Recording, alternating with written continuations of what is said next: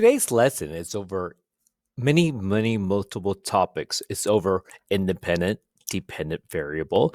It's over given a table or graph, can you turn it write an equation that shows the relationship between the x-axis and y-axis. So let's talk about this right now.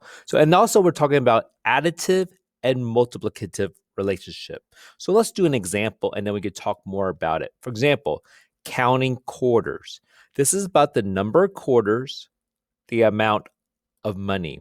So, first of all, in a table, tables are always labeled as these are the x axis and these are the y axis. So, x represents the number of quarters, y is the amount of money. That's the first thing I like doing.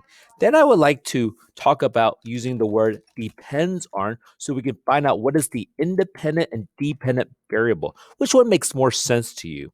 The number of quarters depends on the amount of money. Or does this make more sense? The amount of money depends on the number of quarters. I believe this one makes way more sense, the second statement.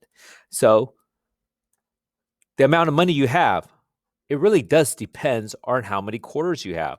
The more quarters, the more money you have. So, the amount of money is the dependent. That is the dependent. So, amount of money, I want to put a D for that. Let me use the red pen. The amount of money is dependent, while the number of quarter is the independent. So, the x-axis is always the independent. The y-axis is always the dependent. The next part is how do you write this as an equation? What's the relationship? If you have 3 quarters, how do you build it to 75 cents? 17 quarters, $4.25. $40, $10. 49 quarters to $12.25. Is it an adding relationship or a multiplicative relationship?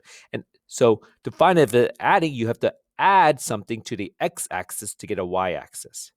In a multiplicative, you have to multiply the x-axis by something to get the y. So let's go back to our problem.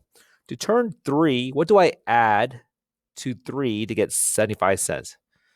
Well, I guess there really isn't one. I believe there is a multiplying relationship.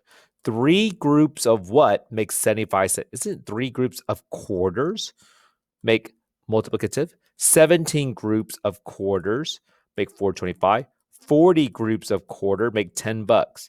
So we're multiplying 25 hundreds or 25 cents by x. So it's x times 25 hundreds.